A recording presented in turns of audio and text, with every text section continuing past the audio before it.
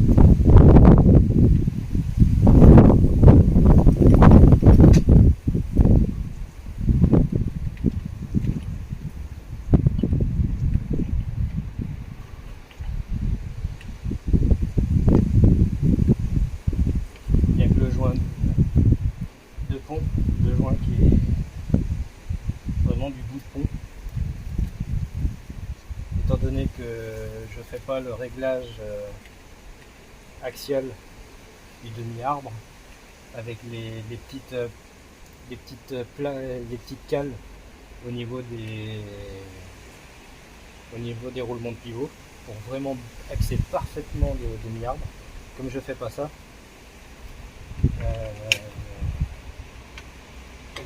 du coup le joint au bout d'un moment, à force d'être écrasé, donc là maintenant que j'ai fait ça, je vais finir le réglage du roulement une fois que la roue est en place. C'est beaucoup plus pratique pour vérifier s'il y a un jeu et pour vérifier la rotation sans bruit du roulement de la roue.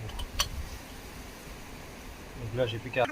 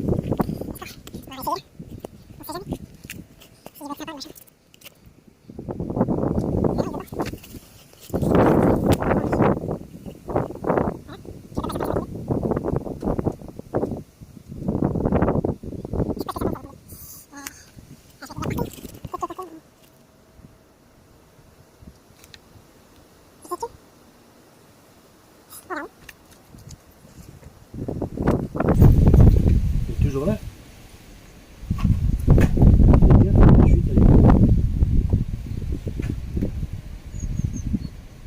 Alors je vous passe sur le poids de la roue.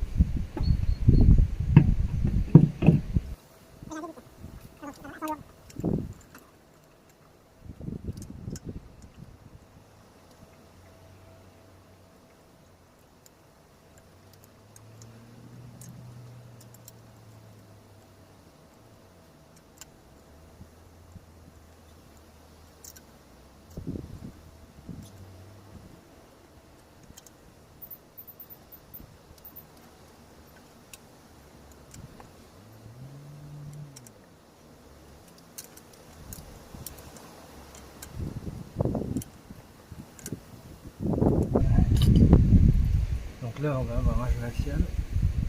Même pour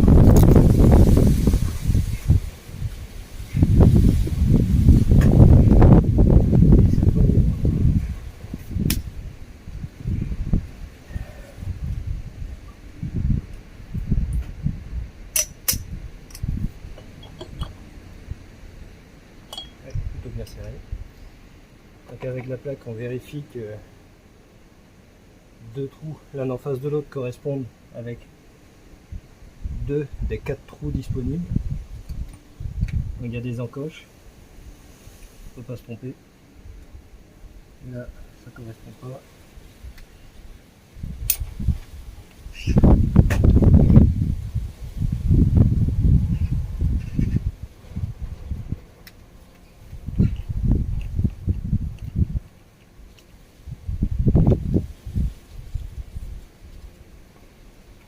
Et on y est presque.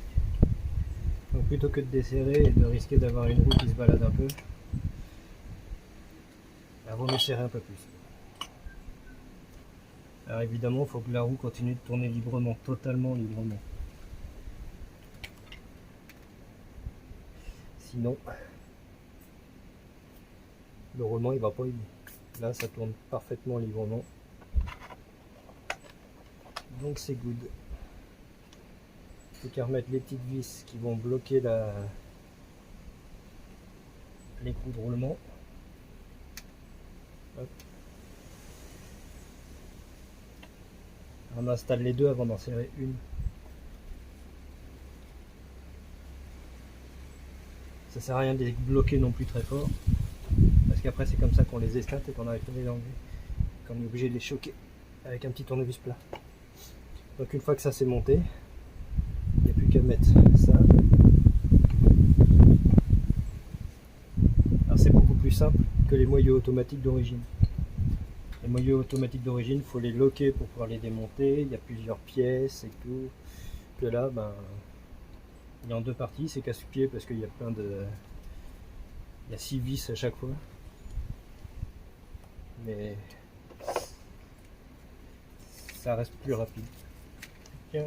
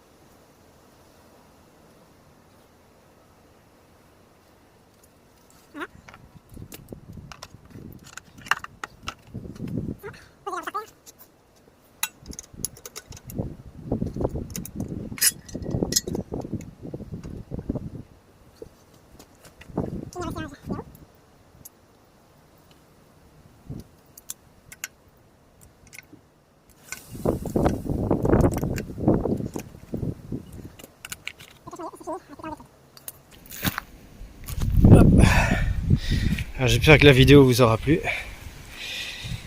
Et puis l'autre côté, comme je le disais, je vais pas le faire. Maintenant j'ai une fuite au niveau du moteur que j'ai identifié. Donc j'ai fait la distribution il y a très peu de temps, il y a un mois, je me suis occupé de ça. J'étais obligé de déposer la distribution qui avait seulement 2 ans pour essayer de trouver la fuite d'huile à l'avant du moteur. Et en fait je me suis retrouvé à enlever même les galets, les plaques derrière la distribution, le pignon de vilebrequin, tout pour me rendre compte que c'est le joint papier de la pompe à huile. Raya, arrête. Raya, j'ai dit non. Et puis donc il faudra que je m'occupe de ça. Seulement pour déposer la pompe à huile, il faut déposer le carter d'huile. Le carter d'huile est collé, donc il faut avec un couteau de peintre par exemple, un couteau à mastic, découper tout le tour. Et comme c'est très peu accessible et que j'ai un dos qui est pas neuf, je sais pas si je le ferai ou quand. Voilà. Sinon petite nouveauté pour faire la conduite accompagnée de mes garçons. Bon allez, à la prochaine.